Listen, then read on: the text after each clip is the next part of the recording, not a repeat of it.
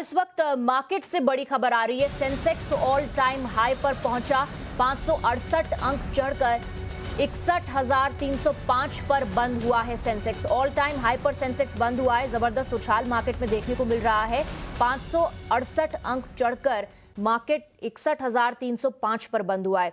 ये इस वक्त की बड़ी खबर है। जबरदस्त उछाल मार्केट में। निफ्टी की अगर बात करें तो निफ्टी में भी 176 पॉइंट्स की बढ़ोतरी देखने को मिली। 18,338.55 पर निफ्टी बंद हुआ है। सेंसेक्स 61,305 पर बंद हुआ है।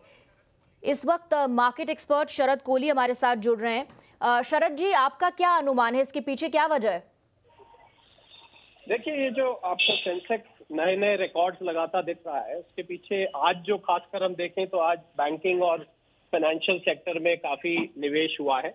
आईटी सेक्टर में, क्योंकि कुछ आईटी कंपनीज के नतीजे बहुत अच्छे आए थे, उसकी वजह से निवेश हुआ है। पर हम देखें मार्केट जो ये निरंतर नए नए रिकॉर्ड बना रहा है, इसके दो मुख्य कारण हैं। एक तो लिक्विडिटी ओवरऑल पूरी दुनिया में बहुत है, तो भारत में एफआईआईज का पैसा आता है, निरंतर आता रहता है। दूसरा इससे भी बड़ा कारण है कि रिटेल निवेशक जो है, जो रिटेल इन्वेस्टर्स हैं, वो नई संख्या में बहुत बड़ी मात्रा में जुड़े हैं। पिछले 1.5 साल में करीब करीब 1.25 करोड़ से 2 करोड़ नए लोग स्टॉक मार्केट से जुड़े हैं। तो वो अपने आप में एक संस्था बन चुकी है। पहले खाली मार्केट बढ़ता था जब स्वदेशी संस्थागत निवेशक या विदेशी संस्थागत निवेशक, मतलब एफआईआईज या डीआईआईज पैसा लगाते थे या निकालते थे तो गिरता था।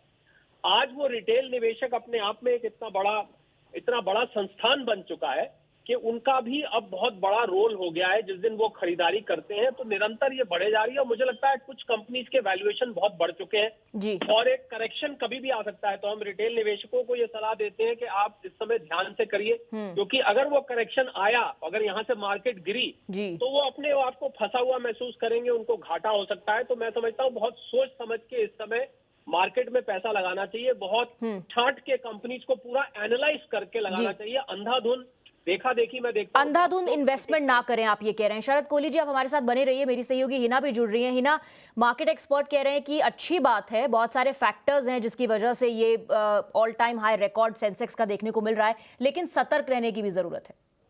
जी बिल्कुल, और उन्होंने बिल्कुल सही बात कही है कि इस बार जो जिस तरह से हम देख रहे हैं मार्केट्स ऊपर जा रही हैं, उसमें जो डोमेस्टिक इन्वेस्टर्स हैं, यानी कि भारत में जो लोग हैं, उनकी तरफ से म्यूचुअल फंड वगैरह के द्वारा भी जो इस तरह से मार्केट्स में निवेश हो रहा है, उसका बेस बहुत ज्यादा बढ़ गया है।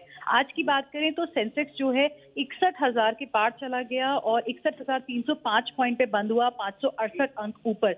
कुछ फैक्टर्स के बारे में आपको ऑलरेडी बता दिया गया है। एक और चीज मैं ऐड करना चाहूंगी। एक सेंटिमेंट पॉजिटिव इसलिए भी है क्योंकि फिर से कहीं ना कहीं लोगों को ये लग रहा है कि जैसे थर्ड वेव की इतनी पॉसिबिलिटी थी कि दिसंबर के आसपास थर्ड वेव आएगी कोरोना वायरस की, उसके आसार धीरे धीरे कम होते हुए नजर आ रहे हैं। जिस तरह से हमारी वैक्सीनेशन की बेस बढ़ रही है, कोरोना वायरस केसेस का नंबर दिन ब दिन कम होता जा रहा है, और उसी के साथ ये जो एक उम्मीद फिर से बढ़ रही है कि इंडियन इकोनॉमी एक बार फिर से फास्टेस्ट ग्रोइंग इकोनॉमी हो जाएगी पूरे विश्व में। तो ये भी कई ऐसे फैक्टर्स हैं, अहम फैक्टर्स हैं, जिसकी वजह से इन्वेस्टर्स में काफी ज्यादा उत्साह है भारत को लेकर। और इंटरनेशनल इन्वेस्टर्स भी इंटरेस्टेड हैं, एफआईआई के माध्यम से उनका पैसा आ रहा है। डोमेस्टिक इन्वेस्टर्स में भी काफी ज्यादा उत्साह का माहौल है। तो इसलिए हिना, आप कह रही है कि इकोनॉमिक रिकवरी के जो संकेत दिखाई दे रहे हैं वो भी एक बहुत बड़ी वजह है। जी बिल्कुल, जो फास्टर देन एक्सपेक्टेड, हमने उम्मीद नहीं की थी कि इकोनॉमी इतनी जल्दी रिकवर करना शुरू हो जाएगी, और वो जिस तरह से अभी पेस उसका नजर आ रहा है, तो उस सबको देख के उत्साह काफी है। और आपको एक बात और बता दें कि त्योहार के सीजन के आसपास हमेशा इस तरह से मार्केट में उछाल भी देखने को मिलता है। और अब तो लोग ये कह रहे हैं कि जिस तरह से 60,000 पार किया है, शायद 1 लाख भी जो है बहुत जल्दी चला जाएगा। जी हिना, बहुत बहुत शुक्रिया आपका इस पूरी जानकारी के लिए। शुक्रिया शरद कोहली जी आपका।